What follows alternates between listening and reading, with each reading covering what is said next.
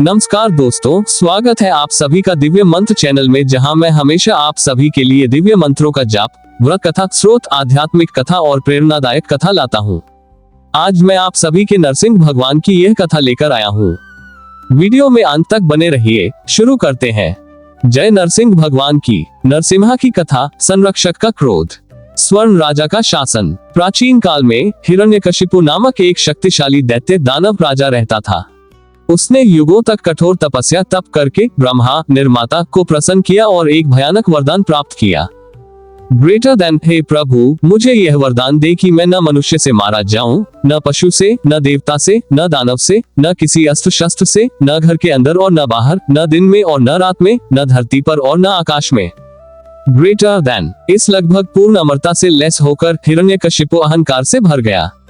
उसने खुद को ब्रह्मांड का सर्वोच्च शासक घोषित कर दिया। सभी को, देवताओं, ऋषियों और मनुष्यों को विष्णु संरक्षक की पूजा बंद करने और केवल उसका नाम जपने के लिए मजबूर किया। वह स्वर्ण वस्त्रधारी राजा था, लेकिन उसका हृदय ठंडे लोहे का था और उसके शासन ने तीनों लोकों को अधर्म अन्याय में डुबो दिया। प्रहलाद की भक्ति। विडंबना ये थी कि हिरण्यकशिपु का अपना पुत्र प्रहलाद भगवान विष्णु के प्रति एक सहज अटूट भक्ति के साथ पैदा हुआ था। बचपन से ही वह आंखें बंद कर लेता, अपने पिता के भव्य सिंहासन कक्ष को नजरअंदाज करता और उसी देवता की स्तुति करता जिससे उसके पिता घृणा करते थे। हिरण्यकशिपु क्रोधित था। ये शुद्ध भक्ति एक चुभने वाला विश्वासघात था, उसके पूर्ण शासन का सार्वजनिक विरोध। उसने पहले प्रहलाद को समझाने की कोशिश की, फिर उसे डराने की, लेकिन कुछ भी काम नहीं आया। तारांकन जहर देना। उसने अपने रसोइयों को प्रहलाद के भोजन में घातक जहर मिलाने का आदेश दिया। प्रहलाद ने विष्णु का नाम जपते हुए उसे खा लिया और जहर मीठे अमृत में बदल गया। तारांकन कुचलना। उसने विशाल हाथियों को लड़के को कुचलने का आदेश दिया। प्रहलाद बस ध्यान करता रहा और जानवर उसके तेज से शांत होकर पीछे हट गए। तारांकन चट्टान से फेंकना। उसने प्रहलाद को सबसे ऊंची पर्वत चोटी से फिंकवा दिया। नीचे की धरती ने धीरे से जगह दी और विष्णु के दिव्य हाथों ने उसे पकड़ लिया और उसे धीरे से जमीन पर उतार दिया। हर प्रयास विफल रहा, केवल भक्ति की शुद्ध अटूट शक्ति से संरक्षित। अंतिम चुनौती। अंततः राजा का धैर्य टूट गया।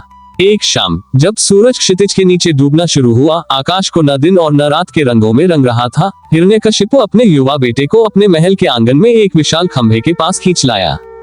तुम लगातार इस विष्णु की बात करते हो। राजा अपनी आंखों में क्रोध की ज्वाला के साथ दहाड़ा।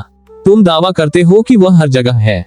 अगर वह सर्वव्यापी है, जैसा कि तुम मूर्खतापूर्ण तरीके से सुझाव देते हो, तो मुझे दिखाओ, क्या वह इस खंभे में है? प्रहलाद, शांत और दृढ़, ने उस नीरस पत्थर को देखा और पूरी ईमानदारी से बोला, हाँ पिताजी, वह खंभे में है। वह घास के तिनके में है। वह हर जगह है और ऐसी कोई जगह नहीं है जहां वह न हो। तो फिर उसे बाहर आने दो और मेरी क्रोध से तुम्हारी रक्षा करने दो, छोटे मूर्ख। एक ऐसी ध्वनि के साथ जिसने दुनिया की नींव हिला दी, हिरण्यकशिपु ने अपनी शक्तिशाली गदा निकाली और उस महान पत्थर के खंभे पर वार किया। नरसिम्हा का आगमन। खंभा टूटा नहीं, वो फट गया।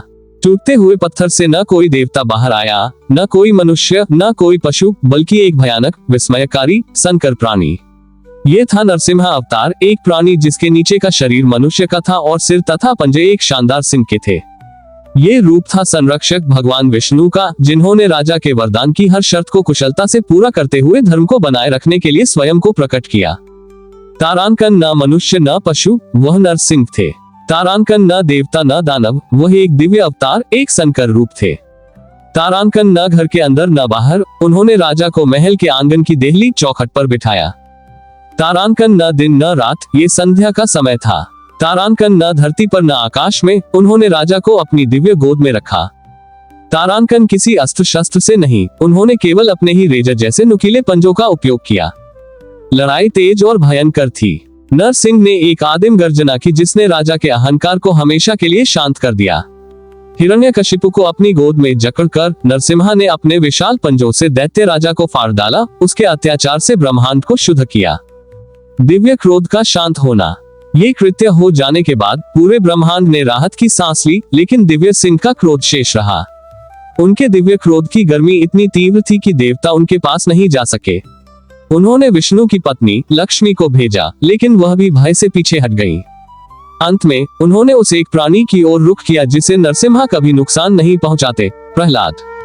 युवा बालक संरक्षक के अभी भी दहाड़ते हुए भयानक रूप को देखकर निडर होकर आगे बढ़ा।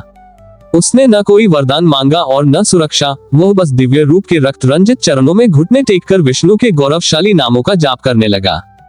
जैसे ही प्रहलाद की शुद्ध निस्वार्थ भक्ति उन पर छा गई, शक्तिशाली नरसिम्हा अंततः शांत होने लगे। भयानक गर्जना एक सुरक्षात्मक गुनगुनाहट में बदल गई। दिव्य रूप शांत हो गया। उसकी आंखें, जिनमें ब्रह्मांड को समाहित करने वाला क्रोध था, अब केवल असीम प्रेम लिए हुए थी। उन्होंने प्रहलाद को उठाया, गले लगाया और उसे आशीर्वाद दिया। उस समर्पित बालक को दैत्यों के नए धर्मी शासक के रूप में स्थापित किया। नरसिम्हा अवतार गायब हो गए। उन्होंने अंतिम सबक सिखाया, भौतिक शक्ति की सबसे मजबूत बाधाएं भी उस व्यक्ति की रक्षा नहीं कर सकती जो धर्म के विरुद्ध खड़ा होता है और एक भक्त के शुद्ध प्रेम को नष्ट करने की कोशिश करता है।